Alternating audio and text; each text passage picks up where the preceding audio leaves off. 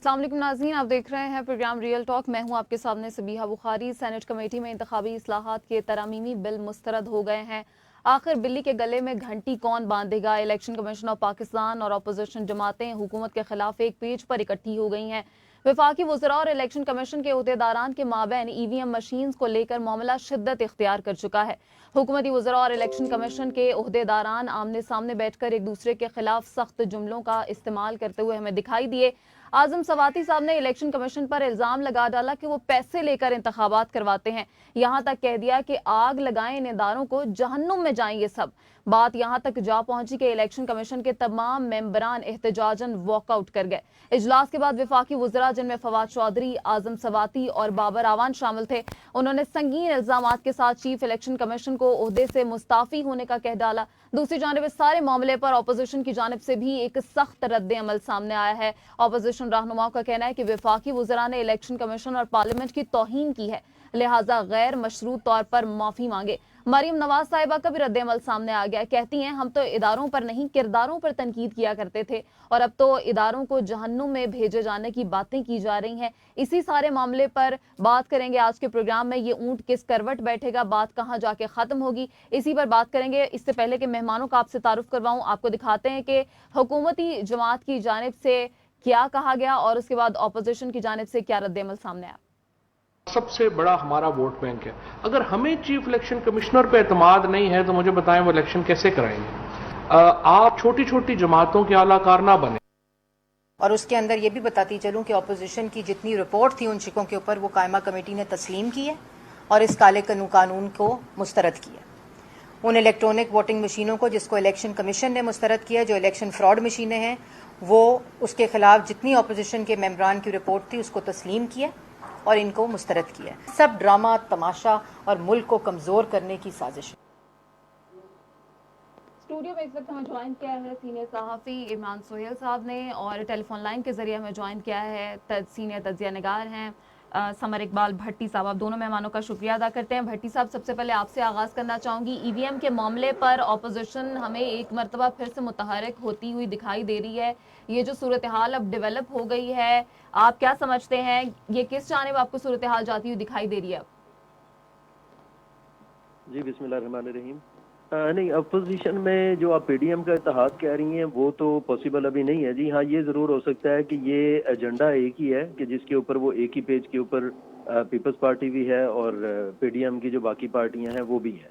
लेकिन अपोजिशन जो है वो अभी पीडीएम वाली जो तहरीक है वो सिर्फ अभी पीपी के बगैर जितनी चल रही है उसको कोई तहरीक नहीं कहा जा सकता। ये आपने देखा कि उन्होंने बार बार कोशिश की इस तहरीक को आगे चलाने की और पीडीएम को थोड़ा जानदार बनाने की, नहीं, ये लेकिन ऐसा कुछ हो बिलावल नहीं भुट्टो सकता। साहब ने इलेक्शन कमीशन की तारीफ की है। उन्होंने कहा कि जिस तरह से आपने स्टैंड लिया है, जिस तरह से आपने मुस्तरद किया है ईवीएम मशीन्स के इस्तेमाल को, हम आपको दाद देते हैं। जी बिल्कुल, वो तो करेंगे जी, क्योंकि ये ऐसा पॉइंट है कि जिसके ऊपर तहफ़्फ़ुज़ात जो हैं वो पीपल्स पार्टी को भी हैं, वो नून लीग को भी हैं, वो अपोजिशन की जितनी भी पार्टीज हैं उनको हैं। क्योंकि वो कभी भी नहीं चाहेंगे कि एक ऐसा निज़ाम लाया जाए कि जिसके अंदर एक पुराना एक जो वोटिंग का जो सिस्टम है वो उससे हट कर कोई तरीक़ेकार हो। क्योंकि एक जो पुराना निज़ाम है उसके अंदर तो आपको पता है कि हमारे जो ख़ास तौर पे जो देही इलाके हैं वहाँ पे या फिर सिंध के अक्सर इलाकों में जो बैलेट की थ्रू वोटिंग होती है उसके अंदर बहुत सारे रास्ते हैं उनके पास कि जो माजी में बहुत पुराने दौर से वो चलते आ रहे हैं और उसके मुताबिक वो अपनी सीटें निकालते आ रहे हैं। लेकिन अगर ये इलेक्ट्रॉनिक वोटिंग हो जाती है तो उसके अंदर रिजल्ट्स टोटली चेंज हो जाएंगे कि उसके अंदर अभी भी अगर लेट्स सपोज जो 2018 की वोटिंग हुई थी उसके अंदर जो पीटीआई इलेक्ट होके आई वो तकरीबन कोई 1,68,00,000 के अराउंड को वोट थे जो टोटल लेकर आई थी ये, लेकिन ये थे पेपर बैलेट के थ्रू। अगर यही वोटिंग आपकी इलेक्ट्रॉनिक वोटिंग हो जाती है तो ये आपका नंबर भी चेंज होगा और इस नंबर के अंदर ये भी पॉसिबल है कि पीटीआई जो है वो पहले से भी ज्यादा अच्छे नंबर्स के साथ आगे आ जाए, क्योंकि उसके अंदर वो जो एक पुराने जो तरीकेकार थे, कोई हम देखते थे कि जी एक ही आईडी कार्ड के ऊपर कई वोट कास्ट हो जाते थे, हम देखते थे कि जी ऐसे लोगों के वोट कास्ट हो जाते थे कि जो दुनिया में रहे ही नहीं है लेकिन उनके वोट कास्ट हुए होते थे। एक ही हल्के के अंदर लेट्स सपोज अगर 5,000 वोट हैं तो उसके अंदर 7,000 वोट निकल रहे हैं, तो वो जो तरीके थे वो जब खत्म हो जाएंगे तो उसका अब उनको ये लग रहा है कि शायद इसका ओवरऑल जो बेनिफिट्स हैं वो सारे पीटीआई को जाएंगे। आल्दो इस वक्त पीटीआई के लिए एक जो महंगाई वाला है वो बहुत बड़ा एक उनके सामने पहाड़ खड़ा हुआ है कि जिसको उन्होंने, बहुत बड़ा चैलेंज है उनके सामने कि जिसको उन्होंने डिफीट करना है। लेकिन अगर सिर्फ महंगाई को साइड पे कर दिया जाए तो बाकी पूरी अवाम में अभी तक भी जितने भी सर्वेज होके आ रहे हैं वो बड़े हैरान कुन है कि माजी की हुकूमतों के अंदर हम देखते थे कि पहले 2 साल के अंदर ही वो बेशक मियां साहब की बड़ी पॉपुलैरिटी होती थी, वो 1/3 मेजोरिटी के साथ आए, लेकिन पहले 2 साल के बाद ही हमने देखा था कि जी 2013 के बाद 2015 तक आके ये पोजीशन थी कि जी पूरी अवाम, खान साहब के बहुत बड़े बड़े जलसे होते थे, अपोजिशन के बहुत बड़े जलसे होते थे, और जितना भी टाइम नून लीग ने उसके बाद गुजारा वो बड़ा टफ टाइम गुजारा, उन्होंने बड़ी मुश्किल से उन्होंने अपना टाइम पूरा किया। भट्टी साहब, ये एक बहुत बड़ी समझ से बाहर है कि वो ऑपोजिशन जो अभी भी हुकूमत पे इल्जाम लगाती है कि वो इस सिस्टम को इस्तेमाल करते हुए, जो मौजूदा निजाम है इसको इस्तेमाल करते हुए धांधली करके सिस्टम में आए हैं, सीटों पे आए हैं, हुकूमत में आए हैं, एहतजाज करती रही है और धरनों के ऐलान करती रही है, वो आज जब ईवीएम की बात हो रही है तो उसके खिलाफ खड़ी हो गई है उठ के। अब किस बात का रोना है अगर शफाफियत की बात की जा रही है? देखिए, ये तो एक ऐसा मामला है कि अगर इसको कोई अगर पाकिस्तान के अगर बाहर कोई थर्ड पार्टियों को भी अगर इन्वॉल्व कर लिया जाए तो कोई भी ईवीएम वाले सिस्टम को ये नहीं कह सकता कि जी ये कोई बोगस सिस्टम है या इसके अंदर रैगिंग हो सकती है। भाई ये सिस्टम तो पूरी दुनिया के अंदर अब लाया जा रहा है। अब ऑलमोस्ट मोस्टली कंट्रीज जो है, जो दुनिया की बड़ी बड़ी जो जमहूरियत है जहाँ पे, वहाँ पे ये सिस्टम राइट किया जा चुका हुआ है और इसको लाया ही इसीलिए जाता है कि इसको आप रिगिंग को कम कर सकें। अभी इलेक्शन कमीशन ने जो 37 पॉइंट्स दिए हैं आपने कि जी ये जो उन्होंने अपने एतराज़ात दिए हैं, अगर आप उनको ब्रीफली देखें तो उसके अंदर कोई भी ऐसा सीरियस पॉइंट नहीं नजर आता, कि कोई भी ऐसी लॉजिकल बात नहीं नजर आती कि जो इस सिस्टम को, कोई भी ऐसी लॉजिकल बात नजर नहीं आती। मगर मसला ये है कि हमारी जैसी कौम जो चांद देखने के लिए भी टेक्नोलॉजी का इस्तेमाल करने पर रजामंद नहीं है, वो इलेक्शन के लिए कैसे रजामंद हो जाएगी? खैर, इमरान सोहेल साहब को भी गुफ्तगू में शामिल करते हैं। इमरान, आप किस तरफ जाता हुआ देख रहे हैं इस सारी सिचुएशन को, ये जो बन रही है पाकिस्तान में? सर देखिए, पहला सवाल तो ये है कि दोनों इदारों में से सीरियस कौन है। मैं अगर बात करूं, पहला इदारा जो कौमी असम्बली है, हम इसे भी एक इदारा ही समझते हैं और सुप्रीम इदारा इसे कहा जाता है, और दूसरा इदारा है इलेक्शन कमीशन ऑफ पाकिस्तान। एक बात सबको मेरा ख्याल है कि आज अपोजिशन को मैंने सुना कि वो क्या कह रही थी, लेकिन बड़ी अहम बात यह है कि आप अगर कोई कानून बनाते हैं, बताएं कभी किसी कोर्ट का या किसी और इदारे ने डायरेक्ट कानून बना के उसे अपने इदारे के अंदर रख लिया हो। सुप्रीम कोर्ट की बात कर लेते हैं, हाई कोर्ट की बात कर लेते हैं। अगर किसी भी सजा का तायुन करना है, कोर्ट्स को बनाना है आपने, हाल ही में 2-4 नई कोर्ट्स का भी तायुन किया गया कि ज्यादती केसेस के लोगों के लिए कोर्ट अलग बना दी गई है और 1-2 इदारों के लिए कोर्ट्स अलग बना दी। क्या वो सुप्रीम कोर्ट ने बनाई है? क्या वो हाई कोर्ट ने बनाई है? नहीं, वो बाकायदा तौर पर सेनेट की, कौमी असम्बली की कायमा कमेटियों में बिल पेश हुए, वहां पर उन पर एतराजात जो लेजिस्लेशंस करनी थी उनको तैयार किया गया, बाकायदा एक पेपर तैयार किया गया, उसको कौमी असम्बली से था, अगर वफाकी था तो उसे कौमी असम्बली से पास करवाया गया, अगर सूबाई था तो उन्हें सूबाई असम्बली से पास करवाया गया और उसके बाद उनको इदारों में भेजकर बाकायदा तौर पर कानून बनाया गया।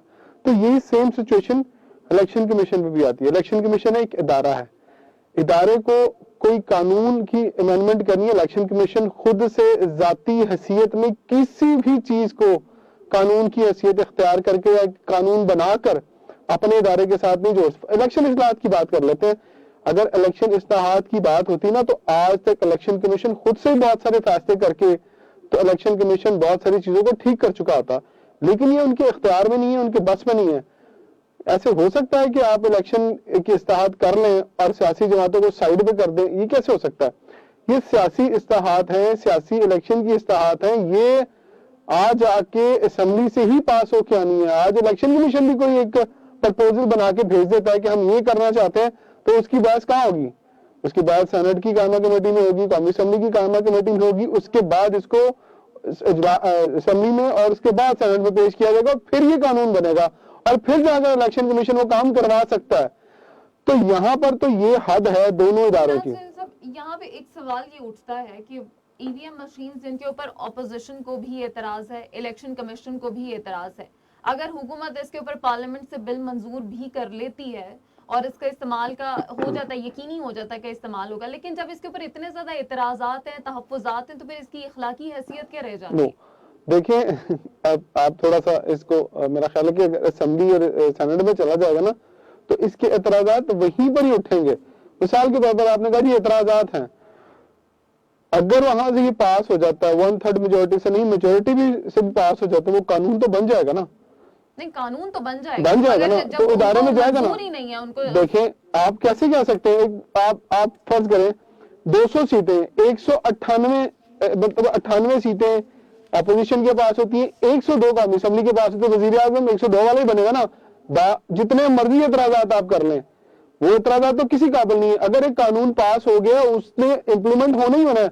अगर आपने उसके अगेंस्ट जाना है तो आपको भी फिर एक एतराजी बिल वहां पर पेश करना पड़ेगा अपोजिशन को, उसको पास करवाना पड़ेगा, तभी आप खत्म कर सकते हैं। रोड पे आप एहतजाज करेंगे, आप इदारों में आप आ जाके कहाँ जाएंगे, आप सुप्रीम कोर्ट में जाएंगे ना।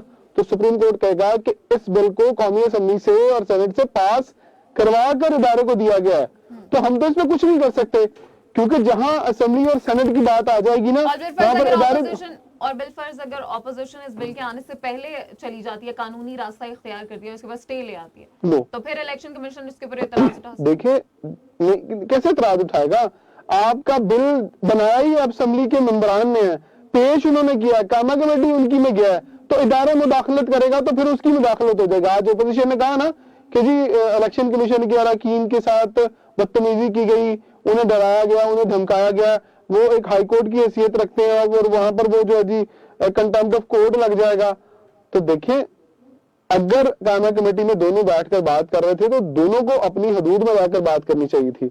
दोनों ऑपोजिशन का तो काम ही एतराज उठाना है ना। यही ऑपोजिशन जमातें तो बहुत पहले खुद भी इलेक्शन कमीशन के ऊपर बहुत सारे एतराजात उठा चुकी हैं और अलल ऐलान जो है वो मुखालिफत कर चुके हैं। मैं कहता हूँ कि 50 साल हो गए, अगर मामरियत के दौर को निकाल दें तो 50 साल दौर में अगर जो इलेक्शन हुए, 30 साल का कहते हैं कि जो मामरियत का दौर था, तो 40 सालों में जो इलेक्शन हुए हैं, क्या किसी एक इलेक्शन को भी पीपल्स पार्टी ने माना हो, किसी एक इलेक्शन को नून लीग ने माना हो?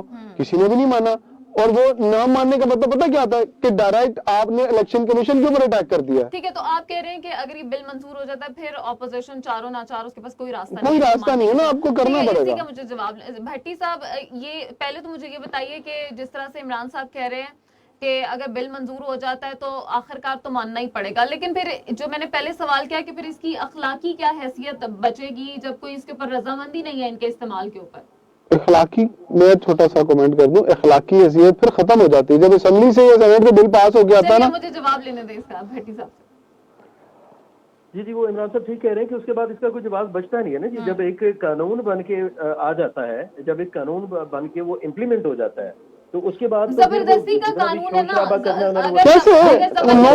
नहीं, यहाँ पर काला कानून कह दिया जाएगा, ये हमारी तारीख है। यहाँ पर आप थोड़ा सा अपने आप को करेक्ट करें कि वो ना तो काला कानून होगा ना जबरदस्ती का होगा, वो अरकान पार्लियामेंट असेंबली के अंदर से मंजूर होकर आया है। तो जिसके पास मेजोरिटी है, मैंने पहले भी बताया कि वज़ीर आज़म उसी का बनता है, तो जिसके पास मेजोरिटी कानून उसी का ही पास होगा। तो अपनी जो तारीख है उसको मद्देनजर रखते हुए ये बात कही है। ठीक है जी, भट्टी साहब बताइए क्या कह रहे हैं? देखें, जबरदस्ती का कानून तो तब कह सकते हैं कि जब कोई डिक्टेटरशिप चल रही है और इस दौरान कोई इस तरह का कोई कानून बना के लाया जा रहा है या सदारती ऑर्डिनेंस आ जाए, उसको कह सकते हैं हम, सदारती ऑर्डिनेंस को कह सकते हैं। एग्जैक्टली कि जी उसके ऊपर हमारी सियासी पार्टियों को एतराजात हैं कि जी उन्होंने अपनी मर्जी का कोई कानून बना के उसको इम्प्लीमेंट करवा दिया है। लेकिन जब एक कानूनी तरीके के साथ असेंबली के थ्रू, सेनेट के थ्रू जब एक कानून पास करवाया जाता है तो उसके अंदर ये एक आपके आइन के अंदर चीज शामिल है कि एक चीज जब आइन के मुताबिक एक कानून बन के आ रही होती है, वो पूरी अपने जितने उसको नंबर चाहिए मेजोरिटी के लिए उतने नंबर के साथ पास होके आ जाती है, तो उसके बाद किसी को जानते हैं कि हमारे यहाँ नंबर्स हासिल करने के लिए क्या क्या तरीके इस्तेमाल किए जाते हैं? जी असल ये बात भी आपकी इलेक्शन कमीशन की साइड पे आ जाएगी कि ये चीज करने के लिए तो गवर्नमेंट ने जब सेनेट के इलेक्शन हुए तब भी उन्होंने ओपन बैलेटिंग का बोला कि भाई ओपन बैलेटिंग करवाई जाए, ताकि ये जो हॉर्स ट्रेडिंग वाली बात है इसको शुरू से सिरे से ही खत्म हो जाए, ताकि किसी को ये डाउट रहे ही ना कि जी को किसने वोट किसको डाला। ऑपोजिशन उस मामले में कोर्ट में जाना चाह रही थी और नहीं ओपन गई। होगी तो उसमें आप किसी को भी ये ब्लेम नहीं कर सकते कि जी हाँ ठीक है जी ये हॉर्स ट्रेडिंग हो गई या ये हो गया या वो हो गया। अब बात आ जाती है जो इलेक्शन कमीशन वाली साइड पे जब हम आते हैं ना जी, जो उनकी अब इस वक्त जो मेन आपका टॉपिक है, जी। तो इनके इस वक्त जो एतराजात उन्होंने उठा के रखे हैं, बेसिकली जो कल जो कायमा कमेटी के अंदर जो आपस में जो बहस मुबाहिसे हुए, कुछ तल्ख जुमलों का आपस में तबादला हुआ, उसकी रीजन भी यही हुई कि वो इतने इलॉजिकल एतराजात थे कि उसमें हुकूमती नुमाइंदों से बर्दाश्त ही नहीं हुआ। हालांकि उनको बर्दाश्त करना चाहिए था, ये चीजें बड़ी तहम्मुल मिजाजी से लेके चलना पड़ती होती हैं, लेकिन उनसे बर्दाश्त नहीं हुआ जब उन्होंने इदारों को आग लगाने की बात की और ये सारी बात की। अब उसके ऊपर ठीक है अपोजिशन इसको मुआवजा जरूर करेगी, और मेरा ख्याल है कि इलेक्शन कमीशन अगर चाहे तो ये खुद से ही अगर ये इन सारी चीजों को एक्सेप्ट करके अगर एक अच्छे तरीके से इसके ईवीएम के हामी बन के इसको इम्प्लीमेंट करवा लेंगे तो एक इलेक्शन कमीशन का भी अच्छे तरीके से नाम आ जाएगा हिस्ट्री में। ठीक, ठीक है, भट्टी साहब इलेक्शन ये कमीशन भी बताइए इसके कि अंदर इस involved वक्त था। ऑपोजिशन के पास क्या ऑप्शंस मौजूद हैं कि वो ईवीएम को मुस्तरद कर सकते हैं किसी कानूनी तरीके से या किसी भी तरीके से, क्या ऑप्शन बचता है? देखिए अपोजिशन ने तो अपना कोशिश तो यही करनी है कि अभी भी अगर गवर्नमेंट अगर चाहे कि वो असेंबली के थ्रू अगर इसको पास करवाना चाहे तो वो नहीं करवा सकती, उनके पास नंबर्स पूरे नहीं है। लेकिन वो इसीलिए जो बात कर रहे हैं वो मुश्तरका पार्लियामेंट का इजलास की बात कर रहे हैं कि जी हम लोग वहां पर लेकर जाएंगे और वहां पे अपने नंबर्स पूरे करेंगे, और अगर मुश्तरका पार्लियामेंट का इजलास हो जाता है तो वहां पर फिर चांसेस बन जाते हैं। वहां पे अगर आप नंबर्स की गेम देखें तो वहां पे गवर्नमेंट के पास इतने नंबर्स हो जाते हैं कि वो इस तरह का कानून पास करवा सकते हैं। सेकेंडली ये है कि अपोजिशन के अंदर भी अब इस वक्त उनके कई नुमाइंदे इस तरह के हैं कि जो वो जरूरी नहीं है कि वो अगर अपोजिशन में बैठे हुए हैं तो वो इस चीज के हामी नहीं है। अपोजिशन में भी नून लीग के अंदर, पीपल्स पार्टी के अंदर, बाकी जमातों के अंदर भी कई उम्मीदवार इस तरह के होंगे कि जिनको इस चीज के ऊपर ऑलरेडी तहफ़्फ़ुज़ात हैं कि उनको लगता है कि जी हमारे इलाके में या हमारे पोलिंग स्टेशन के ऊपर पहले जो एक जिस निज़ाम के तहत जो वोटिंग होती है उसके अंदर रिगिंग के चांसेस होते हैं, और अगर हम उनको क्लियर करवा लेते हैं तो वो हमारे लिए बेहतर है।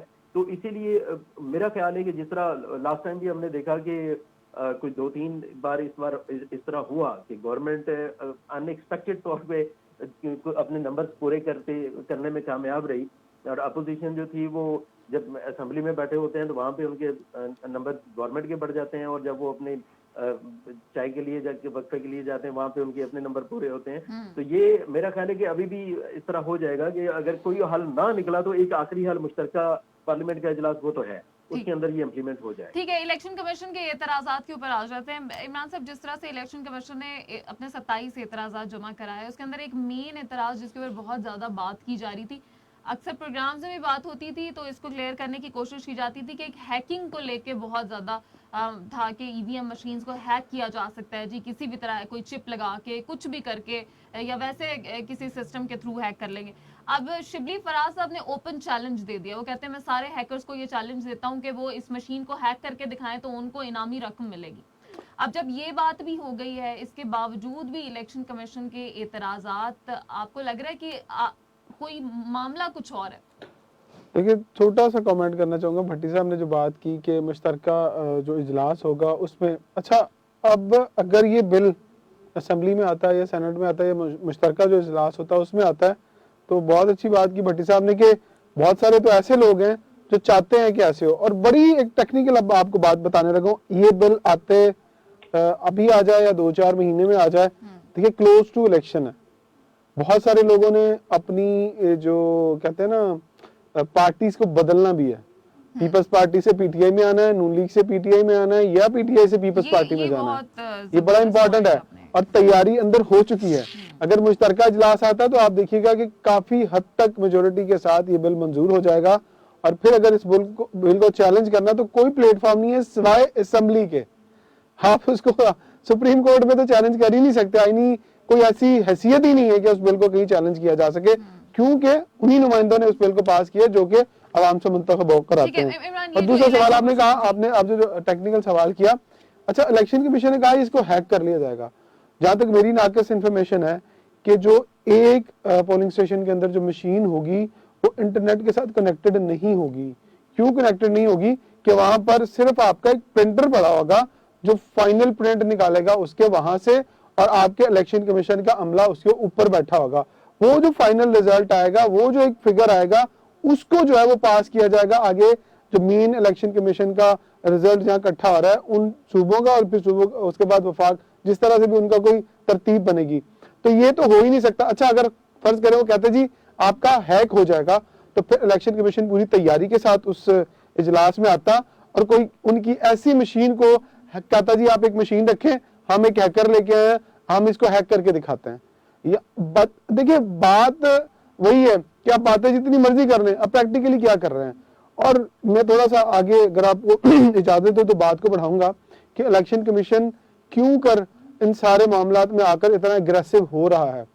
ये काम इलेक्शन कमीशन को बहुत देर पहले कर लेना चाहिए था, और हुकूमत का भी थोड़ा फर्ज बनता था कि वो इलेक्शन कमीशन से एक प्रपोजल मांगते, उन्हें कहते कि अगर आपने हमें एक जरूरत है एक इलेक्ट्रॉनिक वोटिंग सिस्टम की, हम चाहते हैं कि अगला इलेक्शन जो है ना इलेक्ट्रॉनिक वोटिंग सिस्टम से हो, तो आप हमें सजेस्ट करें, आप हमें कुछ प्रपोजल दें, हम कैसे करवा सकते हैं। तो देखिए ये सारे का सारा बर्डन डल जाता इलेक्शन कमीशन के ऊपर। अब इलेक्शन कमीशन की जिम्मेदारी होती कि ये हुकूमत की तरफ से डिमांड आई है और हमने इसको कैसे पूरा करना है। तो अगर ये सारा वेट वहां डाल देते और वहां से फिर शिफ्ट होकर यहाँ पर आता, तो फिर ये मामला बड़ा आसानी से हल हो सकता था। मामला सारा ये है कि पूरी एक प्रपोजल बनती जिसमें इलेक्शन कमीशन कहता हाँ ये इतनी मशीनें लगेगी, इतने पोलिंग स्टेशन है और ये इतने अरब रुपए का बिल बन गया और अब हम बिडिंग में जाएंगे। ये सारे इख्तियार खरीदने के, मशीनें, सारे के सारे मामला चले जाते इलेक्शन कमीशन के बाद। जो बात की ना पैसे खाने की और खरीदने की, वो बात यहीं पर आकर टेक्निकली रुकती है कि वो सारा खरीदने का, मशीनें खरीदने का और उसको लगाने का इख्तियार वो इलेक्शन कमीशन को नहीं देना चाहते। वो सारी बाइंग पावर जो है वो हुकूमत अपने पास रखना चाहती है कि जितनी भी मशीनें बने या खरीदी जाएं या बाहर से आए वो सारी हम दें। उसको सिर्फ कंट्रोल करने का इख्तियार जो है वो इलेक्शन कमीशन के पास हो, जो कि इलेक्शन कमीशन को बिल्कुल पसंद नहीं आया कि उनको क्रॉस करके हुकूमत ने एक ऐसा निजाम बनाने की कोशिश की है जो कि उनका राइट बनता था। तो किसी हद तक वो ये बात ठीक कहते हैं। आप कह रहे हैं कि किसी और का क्रेडिट कोई और ले जाए, ये चीज बर्दाश्त नहीं होगी। या तो हुकूमत ये समझती है कि टेक्निकली तौर पर आज तक इलेक्शन कमीशन को किसी ने इतना स्ट्रांग ही नहीं किया टेक्नोलॉजी की तरीकेकार पे कि हाँ हम इतना स्ट्रांग कर लेते टेक्निकली या टेक्नोलॉजी के हिसाब से इलेक्शन कमीशन को कि हम इलेक्शन कमीशन से मदद मांगते। आपने देखा होगा कि जब इमरान खान ने जो हल्के खोले थे 4, उसमें भी इलेक्शन कमीशन ने कोई सपोर्ट नहीं की, उसमें भी नादरा ने सपोर्ट किया क्योंकि नादरा के पास डाटाबेस था। नादरा ने सारा डाटा निकाल के सुप्रीम कोर्ट में जमा करवाया और कहा जी ये देखें ये लोगों ने वोट कास्ट किया और यहाँ नहीं हुआ। उसके बाद फिर जो है कई जगहों पर दोबारा इलेक्शन हुए। तो अगर हम तभी 2013 की बाद ही ये सारी चीजें कर लेते, अगर उस वक्त उस दौर की मौजूदा हुकूमत ये सोचती कि आने वाले वक्त में इस चीज की जरूरत पड़ेगी, क्योंकि किसी ने इस चीज की तरफ 70 सालों में नहीं सोचा। अगर ये नई चीज आ रही है तो बहुत सारे लोगों को इस बात की तकलीफ हो रही है। बिलाखिर इसने आना ही आना है, आज आ जाए, कल आ जाए, अगली हुकूमत में आ जाए, इसको आने से रोक नहीं सकता। भट्टी साहब, ये कुछ जो एतराजात हैं इलेक्शन कमीशन के, जिस तरह से एक एतराज उठाया जा रहा है कि जी हमारा अमला ट्रेंड नहीं है, इलेक्शन बहुत करीब है, हालांकि अभी 2 साल का अरसा पड़ा हुआ है।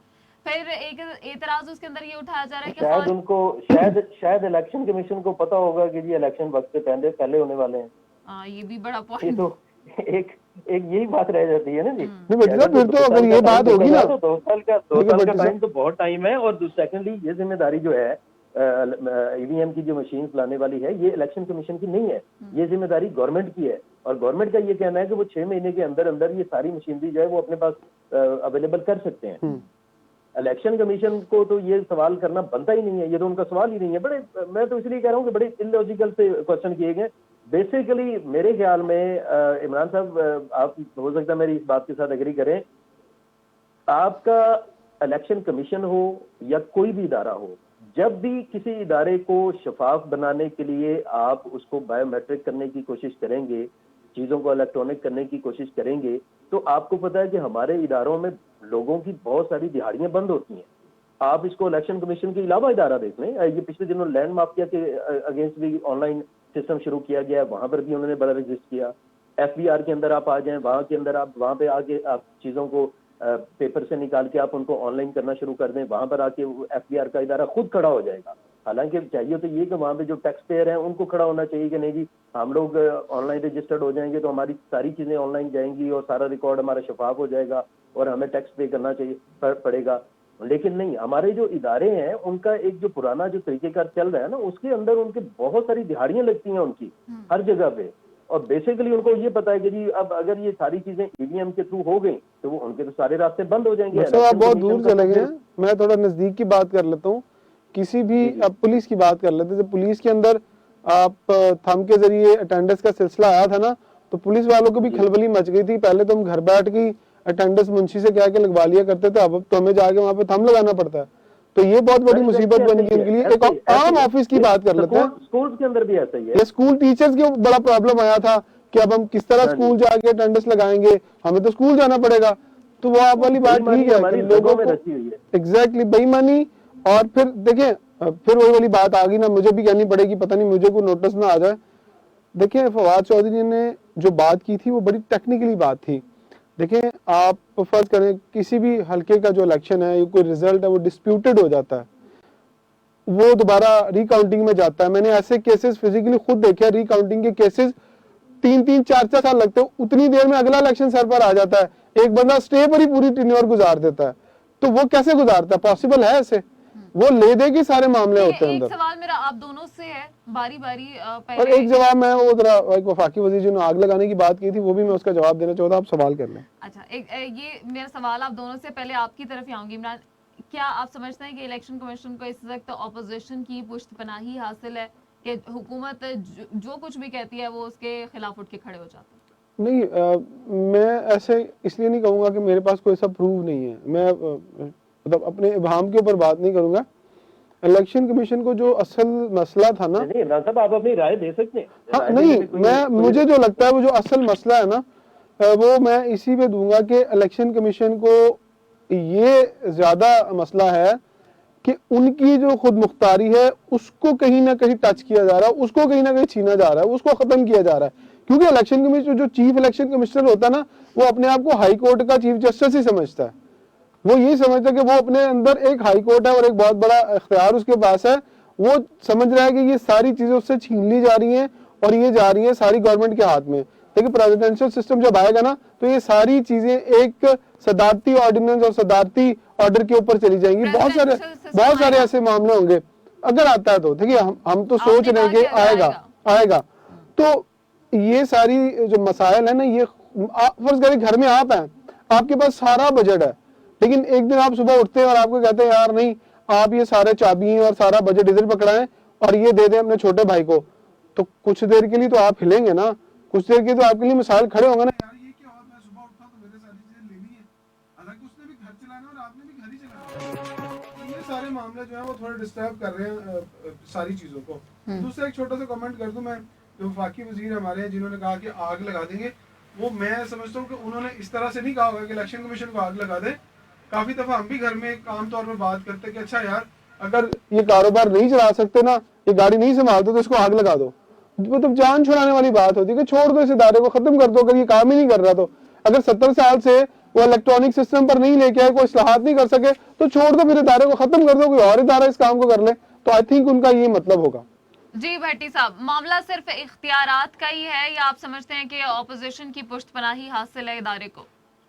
जी, कुछ हद तक कहा जा सकता है। देखिए, जब तक ये वाले एतराजात नहीं आए थे ना इलेक्शन कमीशन के, तब तक तो मैं भी कहता था कि ठीक है जी, इलेक्शन कमीशन को पूरा राइट है कि वो अपने उसके अगर कोई तहफ़्फ़ुज़ात हैं तो वो उनको बता सकता है, जाहिर कर सकता है। लेकिन ये जिस तरह के एतराजात अपोजिशन ने इलेक्शन कमीशन ने उठाए हैं और उनके इतने इलॉजिकल एतराजात, और फिर उनके ऊपर इस तरह फौरन ही उसके फौरन बाद आके नून लीग की भी प्रेस कॉन्फ्रेंस, पीपल्स पार्टी की भी प्रेस कॉन्फ्रेंस, और वो पूरा एक इलेक्शन कमीशन को बैकअप देना कि नहीं जी हम लोग आपके पीछे खड़े हैं, आप लोग इसके ऊपर डटे रहें, हमने ये नहीं करने देना। तो यहाँ से तो ये जाहिर होता है कि शायद ऐसा कुछ मामला है कि ये लोग नहीं चाहते। और इस चीज को हमने पहले भी कई बार देखा कि इलेक्शन कमीशन, जिस तरह सेनेट के इलेक्शन के अंदर सुप्रीम कोर्ट ऑफ पाकिस्तान ने जब इलेक्शन कमीशन को एक पूरा राइट दे दिया कि जी आप लोग अगर चाहें तो आप एक बायोमेट्रिक सिस्टम के थ्रू वोटिंग करवा सकते हैं, अगर आप चाहते हैं कि आप उसको ओपन बैलेटिंग करवाएं तो आप करवा सकते हैं। तो वहां पर भी उन्होंने अगर नहीं किया तो वहां पे कुछ ना कुछ देखें, ये हमारी जो सियासी पार्टियां हैं ना, इनके रिलेशनशिप का अंदाजा हमें तब होता है कि जब ये अपना टाइम पीरियड गुजार चुके होते हैं और 8 साल और 10 साल और 15 साल के बाद जाके पता चलता है। आज आप देखें कि मरियम नवाज के बेटे की शादी जो है वो जिनसे हो रही है वो किन से हो रही है, उनका आप जाके रिकॉर्ड निकाल के साबिक चेयरमैन साबिक चेयरमैन नैब के साथ हो रही है। अब ये ऐसा तो नहीं हो सकता ना कि जी ये 2 महीने पहले उनके आपस में कोई तल्लकात बने और बात रिश्ते तक पहुंच गई, और ये बड़े पुराने तल्लकात होते हैं। ये तल्लकात तब के ही बिल्ड हुए होते हैं कि जब वो हुकूमत पावर में होती है और वो एक दूसरे को बेनिफिट्स दे रहे होते हैं, सियासी ताल्लुकात बनाए जाते हैं मुस्तकबिल के फवायद हासिल करने के लिए। लेकिन ये बताइए समर इकबाल भट्टी साहब, इस सारे किस्से में जो हुकूमत का आप किरदार देख रहे हैं, क्योंकि हुकूमत का किरदार कुछ अलग होना चाहिए कि अगर कोई मामला भड़क रहा है या कोई ये ना हो कि जल्दी पे तेल का काम किया जाए, बल्कि मामला को संभालने की कोशिश की जाए। आपको लगता है कि इस सारी सूरत हाल से बचने के लिए इसको किसी और तरह भी हैंडल किया जा सकता था? आप ठीक कह रही हैं। मतलब मैंने पहले भी कहा ना कि यहाँ पे हुकूमती नुमाइंदों को चाहिए था कि वो थोड़ा तहम्मुल मजाजी से काम रहे। समटाइम ये हो जाता है कि आप लोग अगर एक राइट के ऊपर होते हैं, एक अच्छी बात कर रहे होते हैं, लेकिन आपका उसका तरीकेकार अगर गलत हो जाता है ना, तो जो कुछ आपके सपोर्टर होते हैं वो भी आपके अगेंस्ट हो जाते हैं कि नहीं जी ठीक है, बात ये ठीक कर रहा है, लेकिन इसका जो अपनी बात मनवाने का जो तरीकेकार है ना वो गलत है। तो ये क्योंकि ये इतराज उठाया जा रहा है ना कि धौंस और धमकी के साथ हमें कहा जा रहा है कि ये तो हमने इस्तेमाल करनी है, आप आगे आप देख लें आपने क्या करना है। आप देखें मिस के जो अब असल पॉइंट तो ये था ना कि बात तो ये होनी थी कि जी एतराजात क्या है और उनको खत्म कैसे करना है। बहस तो इस बात के ऊपर होनी चाहिए थी, लेकिन उसको पीछे रख के अब इस वक्त बहस इस बात के ऊपर हो रही है कि जी हुकूमती नुमाइंदे जो हैं वो उनको प्रेशराइज कर रहे हैं और वो ये कर रहे हैं। कोई भी इस बात के ऊपर नहीं जा रहा कि भाई आप असल जो टॉपिक है उसको तो देखो ना, कि जो उन्होंने एतराजात दिए हैं उनके। मैं एक छोटी सी चीज आपको बता दूं कि आप देखें, अगर यही सिस्टम हमारा इलेक्ट्रॉनिक वोटिंग की बजाय अगर पेपर बैलेट के ऊपर जा रहा होता है ना, तो वहां पर आपके कोई 1070 एतराजात हो सकते थे।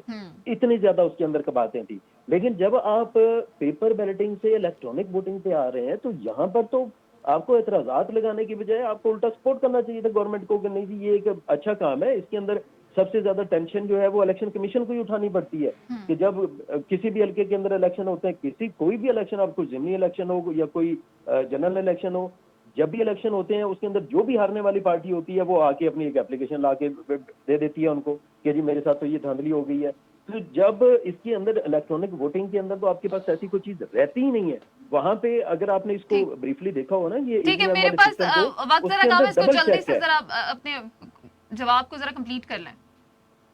जी अगर आपने इस सिस्टम को देखा हो ना, ईवीएम के सिस्टम को, जी इसके अंदर आपका पेपर बैलेट भी आ जाता है, आपकी इलेक्ट्रॉनिक वोटिंग भी आ जाती है। जब आप वोट कास्ट करते हैं तो उसके साथ एक पेपर भी इसी सवाल का जवाब इमरान साहब, हुकूमती रवैया बहुत मनफी देखने में आया और सबने इसके ऊपर एतराज किया। आप क्या समझते हैं कि इसको मुख्तलिफ तरीके से भी देखा जा सकता था मामले? देखिए अभी टाइम है। मुझे लगता है कि चीफ इलेक्शन कमिश्नर ने जो इजलास बुलाया उसके बाद थोड़ा मामला और गर्म होगा और अपोजिशन को थोड़ा और बोलने का मामला मिलेगा। बिलाखिर इस ऊंट को तो किसी करवट बैठना ही है। और किस करवट बैठेगा ये वक्त बताएगा। ठीक है, आप दोनों मेहमानों का हम शुक्रिया अदा करते हैं। इमरान सोहेल साहब हमारे साथ स्टूडियो में मौजूद थे, सीनियर सहाफ़ी, और समर इकबाल भट्टी साहब तजिया निगार हमारे साथ टेलीफोन लाइन के जरिए शरीक थे। आप दोनों का बहुत शुक्रिया। प्रोग्राम का वक्त खत्म हो गया, फीडबैक जरूर दीजिएगा। इजाजत दीजिए, अल्लाह हाफ़िज़।